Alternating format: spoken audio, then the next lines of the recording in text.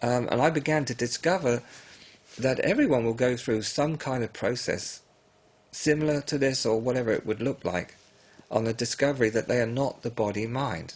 That was very clear to me, and that was the experience. I literally left everything to my family. I didn't take anything. I had 2 shops, I had a very large house, I had everything, and there was no need to take it. Now, I understand this is pretty, wow, drastic for most people, but that's what moved me. I understand completely, and I'm not trying to be in judgment, but I just want you to explain the process in a wider picture so people can try and have access to that. I do say to people that who want to hear this story, you know, doesn't mean their life's going to be like this. This is what happened to this man, you know. Who knows how the one is going to move another individual into a place of oneness. Who knows how that's going to be? That was for this man. Okay. So you were in India? Yeah. You're with the Master? Mm-hmm. Including the Divine Mother. Including the Divine Mother, okay. I had amazing experiences. I would sit underneath a tree in this ashram, and I would have the ability to just close my eyes and just flow into the deep. Just flow right into the deep. Okay. I would sit there, and it would be like 8 o'clock in the morning. I would open my eyes about 5 or 6 in the evening. And the people who were with me were coming backwards and forwards going, "You've been there all..." To me, there was no time in it. "You've been there all day."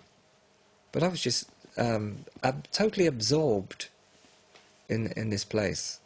And I began to go into that place consciously, in full awareness. Now that place now, as it were, is fully embodied in this body.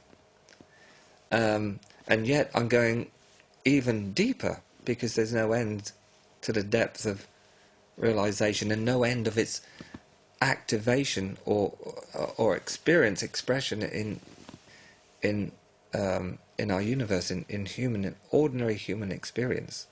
That's what I constantly discover, is that this planet and all human beings are actually in an experiential field that's evolving.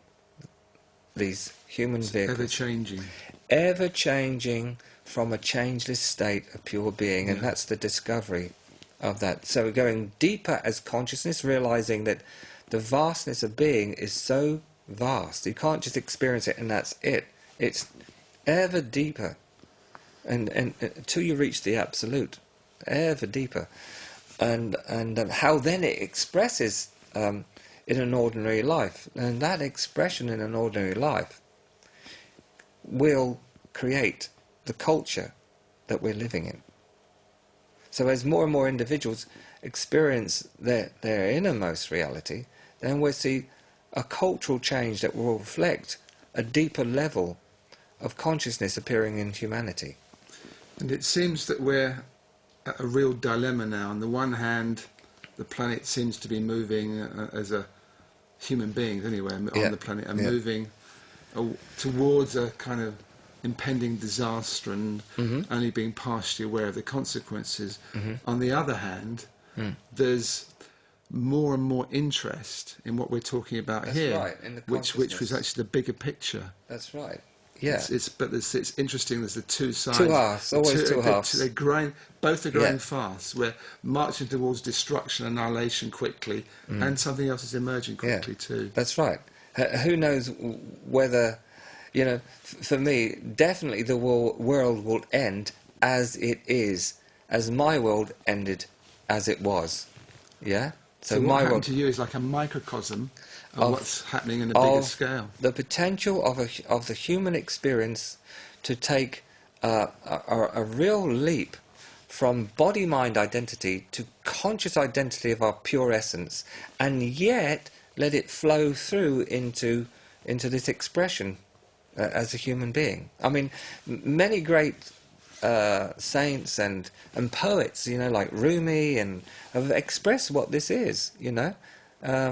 So I find it's my being that's expressing through here, and yet I still have a self, Otherwise I could not even speak to you. So there's a self that's growing, and I as a being is nurturing this self, and as it's being nurtured here, because now there's an enjoyment of our being together. And so this will expand our human experience, so it will clear our mind, and our mind will be able to take a purer, higher frequency of our being. That's the thing. This body is an instrument. It has to be tuned up, and you can't tune it up personally. You have to tune it up impersonally, but it arrives in a personal nature. That's very good the way you say that. Yeah. I think you're calling your work at the moment "Being Real, Becoming Real." Yeah. So explain a bit more about that.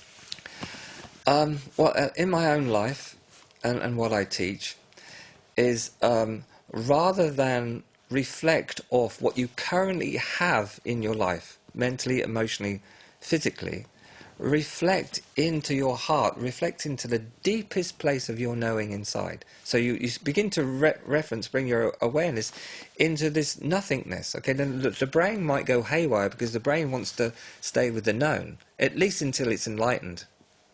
So we as consciousness have to enlighten the brain. So that would mean we're going to have to trust coming into this deep emptiness where there is nothing, no thing.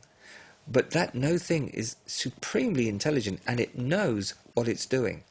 So when you bring your attention back into the heart, in any circumstance in life, into the deep, I say that what happens is there is a response of our being that begins to flow out, and it becomes. What most of us do in the early stages of embracing this kind of life is we get mixed up between the energetic patterns of a separate sense of self and this new thrill arising in our being, like some beautiful inspiration that's coming from this nowhere place, but it's inspiring you to do something that you've never done before. It's just like so new. And what we do is, until we fall in love with our inner source, is we check out whether we're going to be safe. We look through our minds and in our feeling body. We go, if I do this, what is it going to cost me? Do you follow that? I mean, will my partner stay with me? Will I still be able to pay the rent? All those things, and we go, and so then we want this beauty that's here, but we won't pay the price to enter this place and bring the new in, which will actually transform our life into such wonder. And so this is the thing, is transcending where you are from this place, and yet letting this transcendent place become here. So you just become fresh and new. Okay, I'm going to play a little bit devil's advocate here and just see, not because I want to disagree with you, but I just want to expand this, because I think this is a very important area.